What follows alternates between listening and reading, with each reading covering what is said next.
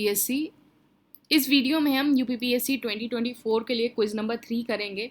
इसमें आपका जीएस के और करंट अफेयर के क्वेश्चन होंगे और ये क्विज जो है आपका यूपीपीएससी आरओ जितने स्टेट पीसीएस के एग्जाम है सबके लिए यूजफुल होगा। बाकी ये 90 डेज प्रीलिम्स कोर्स है, तो ये कंप्लीट प्रीलिम्स कोर्स है। ये मेंस 1 है, इसमें जीएस 1, 2, 3 और इसमें जीएस 2, 3, 4। तो ये शेड्यूल है, मैंने अभी यस्टरडे ही जो है एक वीडियो डाली है।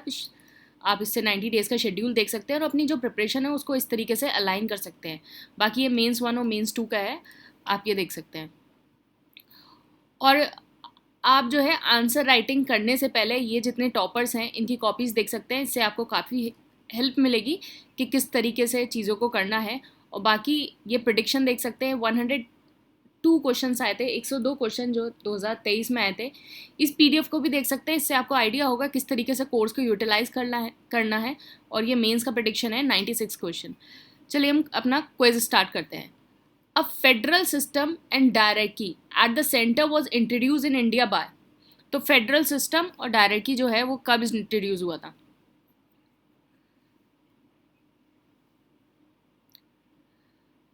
तो इसका आंसर है आंसर सी, 1935 एक्ट से। तो गवर्नमेंट ऑफ इंडिया एक्ट 1935 से। तो देखो आप इसको ऐसे याद रखना कि डायरेक्की, तो यहाँ डीपीसी से याद करना, डिपार्टमेंटल प्रमोशन कमेटी, डीपीसी। तो डायरेक्टी हो गया डीपीसी। तो पहले आया 1919 में, यहाँ प्रोविंस में आया, फिर सेंटर में आया 1935। तो इस सेंटर में पूछा है तो कब आया? 1935। ये हो गया डायरेक्टी। अब इसका दूसरा है बाइकैमरलिज्म। तो बाइकैमरलिज्म जो है इसको अपोजिट कर देना, जो डायरेक्टी में है उसके उल्टा जो है अपोजिट जो है वो बाइकैमरलिज्म में है, कि यहाँ जो प्रोविंस में 1935 और यहाँ 1919 में। तो डायरेक्टी कब आया? डीपीसी 1935 में।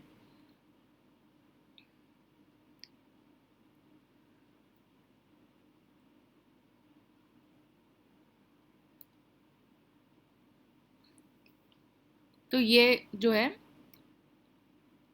नेक्स्ट क्वेश्चन है, विच of the following characteristic is common between the federal system of India and America. तो इसमें से कौन सी कैरेक्टरिस्टिक कॉमन है between the federal system of India and America? तो इसका आंसर है answer D, a federal supreme court for the interpretation of the constitution. Single citizenship नहीं है, क्योंकि इंडिया में सिंगल सिटीजनशिप है, अमेरिका में नहीं है। तो ये है a federal system code for the interpretation of the ये। तो ये वाला जो है ये दोनों में कॉमन है। यूएस में जो है एक जुडिशियल सिस्टम है, one judicial system at the union and other at the state. तो यूएसए में क्या है कि एक जुडिशियल सिस्टम यूनियन पे है और एक स्टेट में है। ये जो 3 लिस्ट इन द कॉन्स्टिट्यूशन है ये यूएसए में एब्सेंस में है। जो इंडियन कॉन्स्टिट्यूशन है वो प्रोवाइड करता है सिंगल सिटीजनशिप, लेकिन जो यूएसए कॉन्स्टिट्यूशन प्रोवाइड करता है वो डुअल सिटीजनशिप करता है। तो ये जो है ये डिफरेंस है। तो इसका आंसर हो गया answer D, federal supreme court for the interpretation of the constitution. Next है, when was the third tier added to the Indian federal system. तो थर्ड टीयर कब हुआ? तो थर्ड टीयर क्या है? बेसिकली थर्ड टीयर है 73 एंड 74 कॉन्स्टिट्यूशनल अमेंडमेंट एक्ट। तो पंचायत और म्यूनिसिपैलिटीज जो है that is the third tier. तो ये थर्ड टीयर कब आया? तो थर्ड टीयर आया आपका 1992 में। तो 73-74 कॉन्स्टिट्यूशनल अमेंडमेंट एक्ट जो है वो 1992 में आया।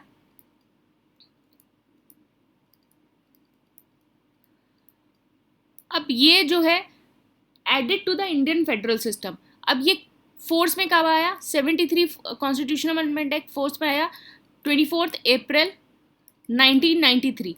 तभी इसी दिन जो है आपका पंचायती डे बनाया जाता है। 74 कॉन्स्टिट्यूशनल अमेंडमेंट एक्ट कब आया? 1 जून 1993। तो इसका आंसर हो गया सी।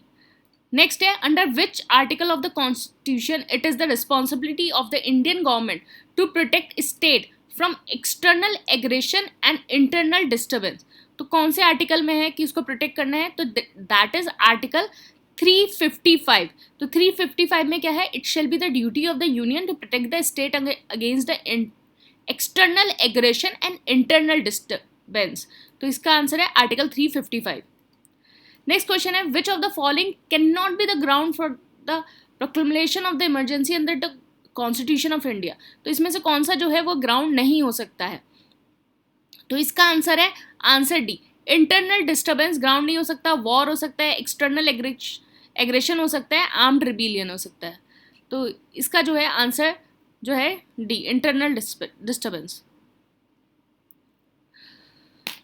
देखो जो इमरजेंसी 1975 से 1977 के बीच में लगी थी उसमें जो है वर्ड यूज़ किया गया था इंटरनल डिस्टर्बेंस। जब पीएम जो है प्राइम मिनिस्टर इंदिरा गांधी थी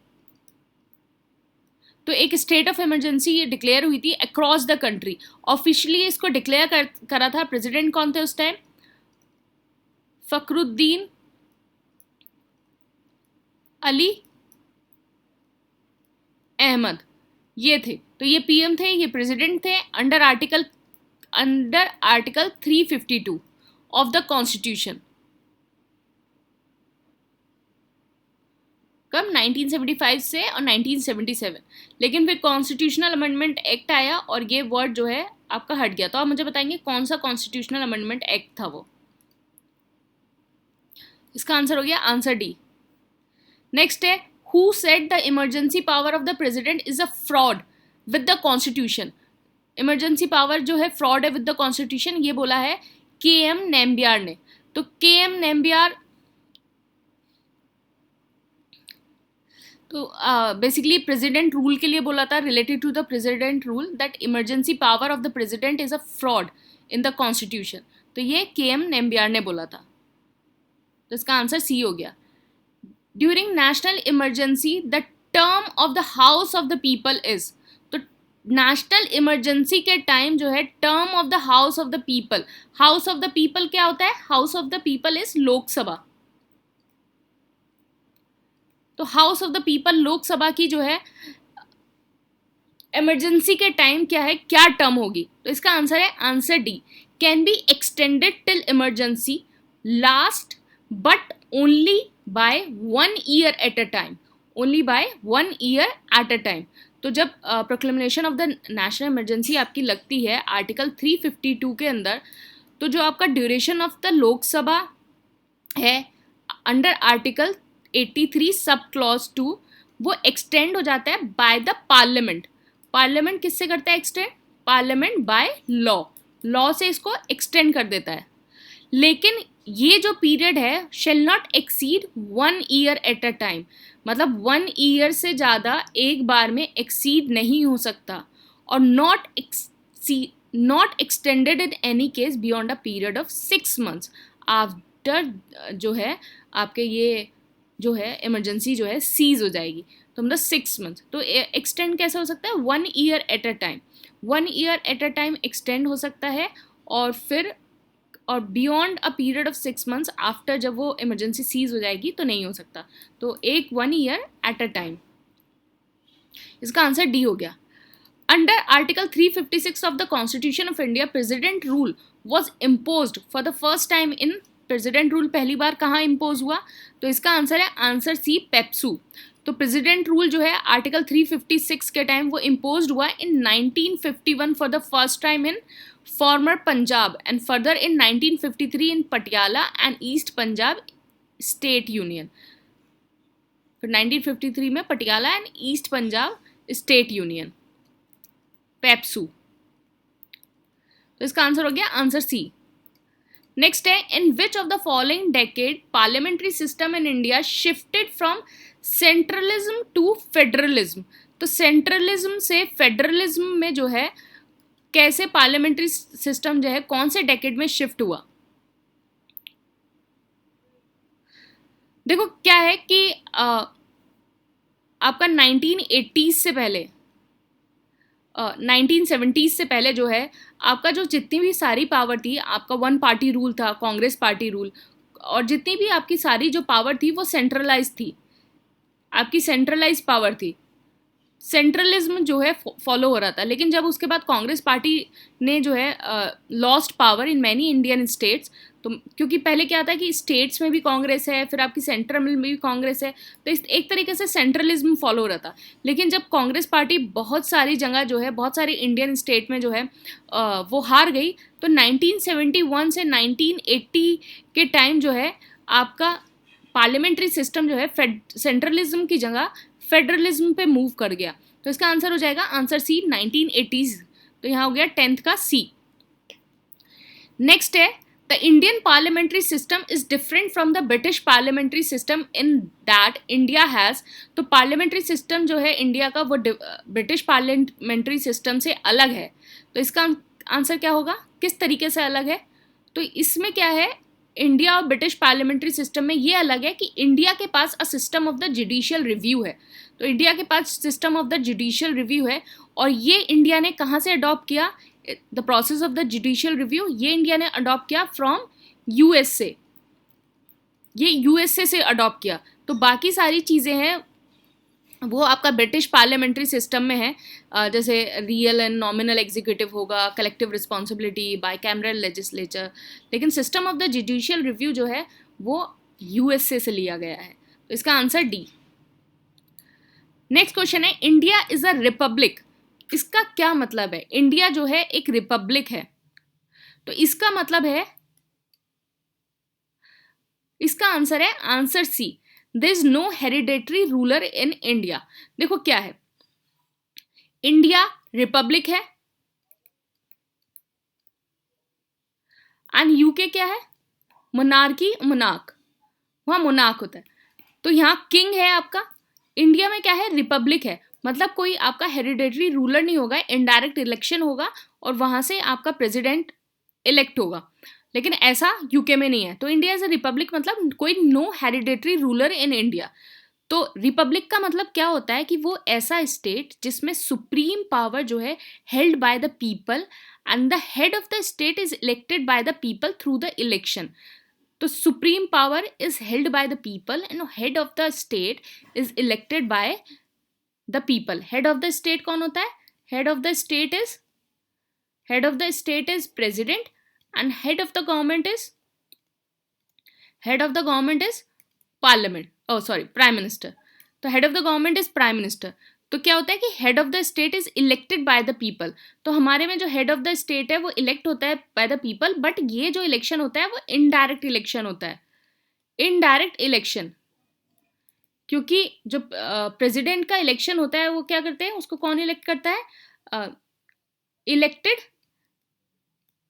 एमएलएज एंड एमपी। तो देखिए पीपल एमएलएज और एमपीज को इलेक्ट करते हैं और एमएलएज एमपी जो है वो प्रेसिडेंट को इलेक्ट करते हैं। इंडिया में जो है इलेक्शन जो है इनडायरेक्ट इलेक्शन होता है। तो indirect election through the elective representative, क्योंकि ये रिप्रेजेंटेटिव जो है ये तो इलेक्टेड है ना, एमएलएज एमपीज। तो indirect election to the elected representative. तो इसका आंसर हो गया 12th का सी। नेक्स्ट क्वेश्चन है constitution of India provide which type of governance system. तो कॉन्स्टिट्यूशन ने किस टाइप का गवर्नेंस सिस्टम प्रोवाइड किया है? तो कॉन्स्टिट्यूशन ने जो है पार्लियामेंट्री गवर्नेंस सिस्टम करा है। तो बेसिकली दो टाइप के गवर्नेंस सिस्टम होते हैं, एक तो हो गया आपका प्रेसिडेंशियल, एक हो गया पार्लियामेंट्री। तो इंडिया जो फॉलो करता है वो पार्लियामेंट्री फॉर्म ऑफ गवर्नमेंट करता है which influence by the parliamentary system of the United kingdom. तो इससे इन्फ्लुएंस है। पार्लियामेंट्री सिस्टम में क्या होता है कि जो एग्जीक्यूटिव ब्रांच होती है वो पावर ड्राइव करती है from the democratic legitimacy from the legislature. तो एग्जीक्यूटिव जो ब्रांच है वो लेजिस्लेचर से पावर ड्रॉ करती है। एग्जीक्यूटिव ब्रांच आपकी क्या हो गई कि जितने भी आपके प्राइम मिनिस्टर हो गए, कैबिनेट मिनिस्टर्स हो गए, आपकी जो गवर्नमेंट इन पावर है, दी इज द एग्जीक्यूटिव ब्रांच। और बाकी जो आपके जितने मेंबर ऑफ द पार्लियामेंट्स हो गए, दीज आर द आपके जो है लेजिस्लेचर हो गया, अपोजिशंस हो गए, ये सारे हो गए। तो it drives is power from the legislature and is accountable to the legislature। तो parliament is accountable to the Lok Sabha. तो इसका आंसर हो गया आंसर 13 का सी। There is a parliamentary system of government in India because. Parliamentary system of government है India में, क्यों?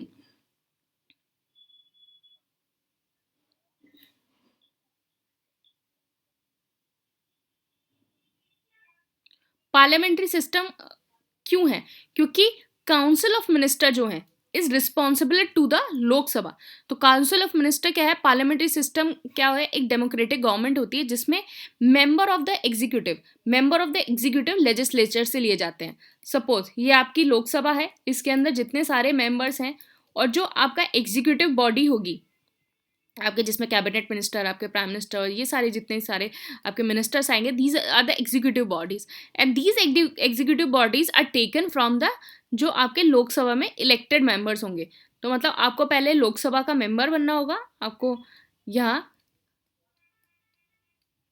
आपको एमपी बनना होगा, लोकसभा का मेंबर, फिर देन आप ये हो सकता है, फिर वो 6 मंथ्स का भी क्लॉज होता है, वो टेक्निकलिटीज होती हैं। नेक्स्ट आपका क्वेश्चन आएंगे तो हम उसके बारे में पढ़ेंगे। तो council of minister is responsible for the Lok Sabha. Next है विच of the following is authorised to which of the following is authorized to prorogate the session of the house of the people? तो इसमें कौन है? तो ये है आंसर डी, प्रेसिडेंट।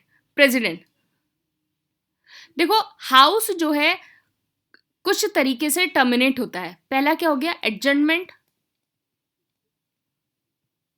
दूसरा हो गया प्रोरोगेशन,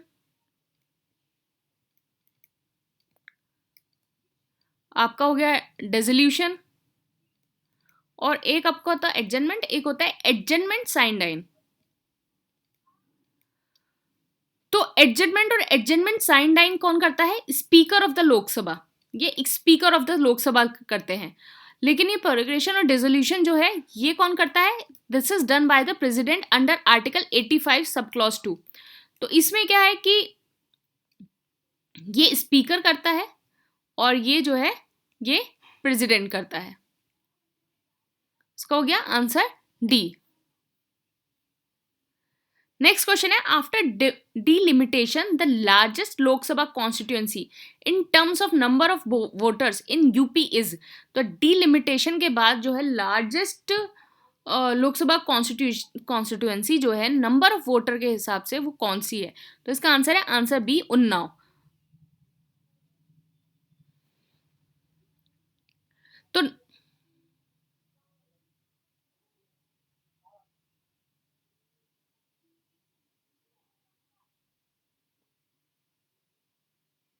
तो इस ऑप्शन के अकॉर्डिंग जो है वो आपका उन्नाव है, लेकिन वैसे जो लार्जेस्ट लोकसभा कॉन्स्टिट्यूएंसी है वो गाजियाबाद है in terms of the number of the voters. तो इसका आंसर हो गया आंसर बी।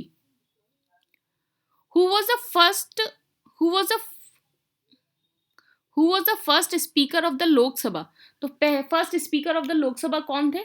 तो इसका आंसर है आंसर ए। तो मावलांकर जो है, G V Mavalankar was the first speaker of the Lok Sabha.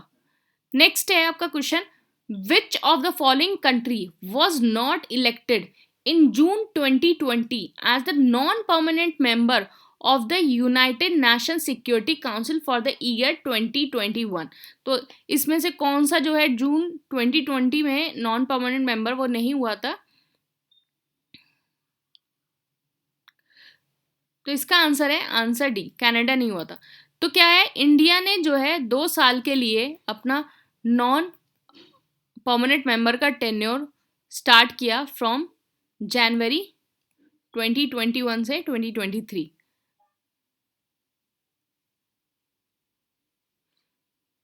तो उसके अलावा जो था इंडिया हो गया, आयरलैंड हो गया, केन्या हो गया, मैक्सिको हो गया, नॉर्वे हो गया, was elected as the non permanent member.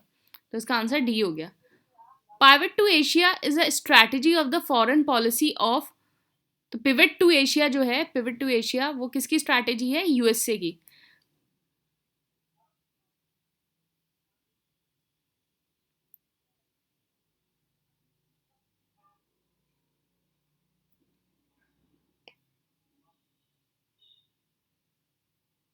Where was the festival of India organise for the first time outside of India? तो फेस्टिवल ऑफ इंडिया कहाँ ऑर्गेनाइज हुआ था first time outside of India? इसका answer है answer A, Britain में 1982। Next question है, consider the following statement about overnight index swap. तो overnight index swap का क्या मतलब है? पहला, it is a derivative instrument where the return under fixed rate asset are swapped against pre determined published index. The primary purpose of an OIS is to manage interest rate risk. तो इसका answer है answer B, sorry C, both 1 and 2। तो it is a derivative instrument. इसमें क्या होता है कि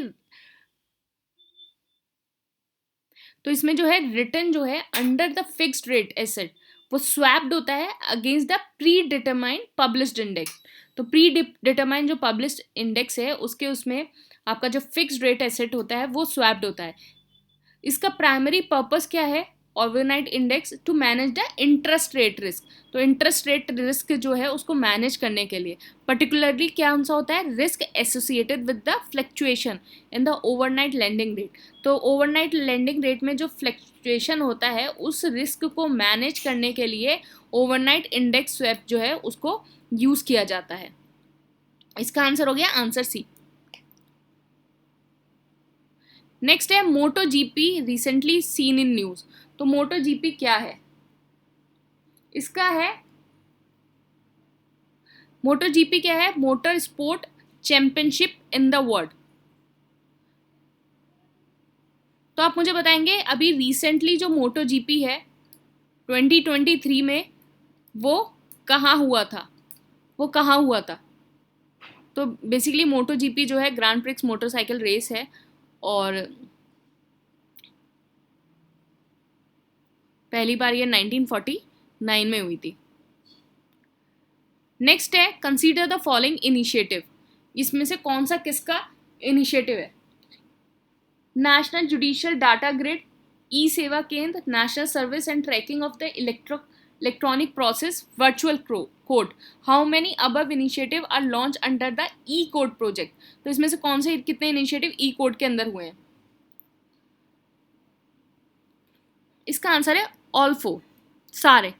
तो ई कोड प्रोजेक्ट जो है वो आपका कंसेप्चुलाइज हुआ था on the basis of the national policy and action plan for the implementation of the information and communication technology in Indian judiciary 2005 में। तो इंडियन जुडिशरी में आईसीटी का use, ICT in Indian judiciary, इसको submit किया था by the e committee of the supreme court of India to vision to transform the Indian judiciary by the ICT.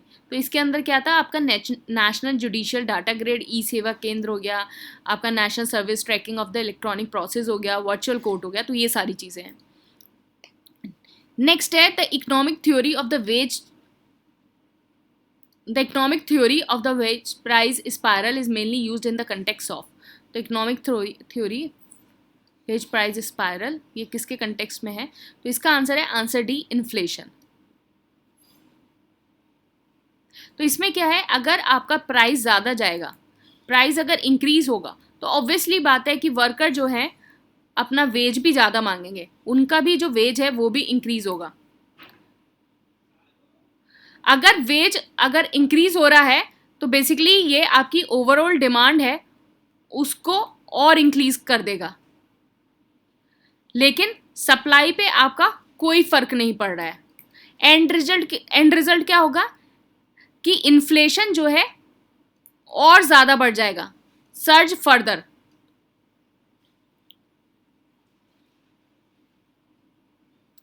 तो inflation और बढ़ जाएगा।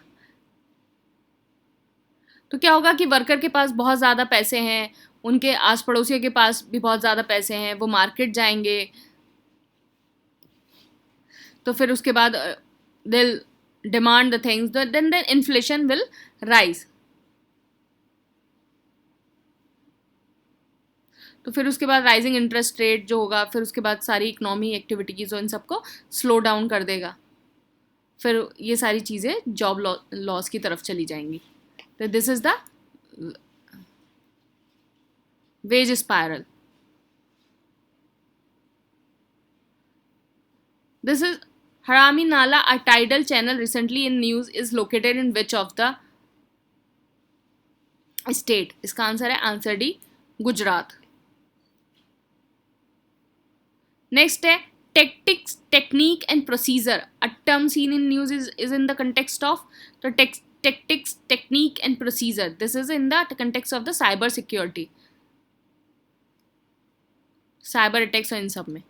Special and differential treatment S&D और SDT provision under the WTO are meant for. तो WTO, this is the very important question जो WTO से economics में आप पूछते हैं, इकोनॉमिक्स में किस तरह के क्वेश्चन आते हैं, तो this is one of the important question जो इकोनॉमिक्स में आता है.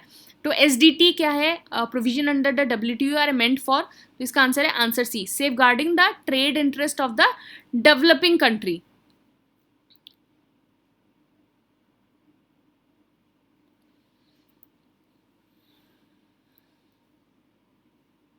तो इसमें क्या है कि आपको डेवलपिंग कंट्रीज़ को जो है, जो डेवलपिंग कंट्रीज़ हैं उनको कुछ स्पेशल राइट्स दे दिए जाते हैं, स्पेशल राइट्स.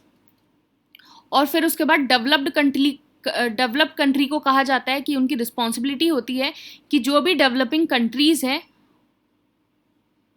उनको मोर फेवरेबली ट्रीट करें अदर WTO मेंबर्स से. तो डेवलपिंग कंट्रीज़ को जो है फेवरेबली ट्रीट करें. जैसे सपोज स्पेशल प्रोविज़न क्या हो गया, लॉन्गर टाइम पीरियड दें for implementing the agreements and commitment और major day to increase the trading opportunity for the developing country. तो this is special and differential treatment for the developing country provided by the developed country. तो इसका answer हो गया answer C. Next है with reference to the Pralay ballistic missile which of the following statement are correct. तो इसमें से कौन सा करेक्ट है? तो it is a quasi ballistic missile surface to air. It can deliver 1 ton nuclear warhead upon 3 kilometre away. तो इसका जो है एक भी सही नहीं है. तो basically it is a quasi ballistic surface to surface missile. Surface to surface missile है और इसको DRDO ने डेवलप किया है, powered by the solid propellant rocket motor. And दूसरा भी गलत है, it can hit a target of 150 से 500 किलोमीटर अवे. 150 से 500 किलोमीटर अवे. तो दोनों स्टेटमेंट आपकी गलत हैं. नेक्स्ट है UPAG portal recently in news is a initiative which of the following ministry. UPAG, तो UPAG is a portal of ministry of agriculture and farmer welfare. तो it is a platform design to generate the crop estimate. Crop estimate क्या होगा? And it is integrated with the system generating agriculture statistic. जैसे price हो गया, trade हो गया, procurement हो गया, स्टॉक हो गया. तो ये एक क्रूशियल कंपोनेंट है आपका डिजिटल पब्लिक इंफ्रास्ट्रक्चर में. तो आप टेक्नोलॉजी इन एग्रीकल्चर अगर आप मेंस का आंसर लिखें तो आप ये एग्जाम्पल इंट्रोड्यूस कर सकते हैं. तो इस तरीके से भी जो है आपका ये क्विज हो गया, आपके करंट अफेयर्स हो गए, ये आपको आपके मेंस के आंसर को एनरिच करने में आपको हेल्प करेगा. UPAG जो पोर्टल है it decided to generate the crop estimate. तो इसका आंसर हो गया आंसर सी, तो क्रॉप एस्टिमेट. नेक्स्ट है India is not a member of which of the following missile and dual use export control regime. तो इसका answer है answer ए है, ओनली 1. इसमें से एक का नहीं है. तो India is a member of the 3 out of the 4 आपकी मिसाइल एक्सपोर्ट कंट्रोल रिजीम. इसमें से एक का नहीं है. किसका नहीं है? NSG का, न्यूक्लियर सप्लायर ग्रुप का. तो इंडिया जो है ऑस्ट्रेलियन ग्रुप का है, मिसाइल टेक्नोलॉजी कंट्रोल रिजीम का है, वासेनार एग्रीमेंट का भी है. न्यूक्लियर सप्लाई ग्रुप का जो है इंडिया जो है मेंबर नहीं है. तो जो आपका NSG जो है वो न्यूक्लियर टेक्नोलॉजी कंट्रोल के लिए है. आपका ऑस्ट्रेलियन जो ग्रुप है वो chemical and biological technology control के लिए है. मिसाइल टेक्नोलॉजी कंट्रोल रिजीम जो है वो रॉकेट एंड एरियल व्हीकल के लिए है. और वासेनार एग्रीमेंट जो है वो conventional arm and dual use goods and technology के लिए है. तो ये सारी जो है आप इनके किसके लिए है आप ये पढ़ सकते हैं. तो हमारा क्विज जो है यहीं फिनिश हुआ.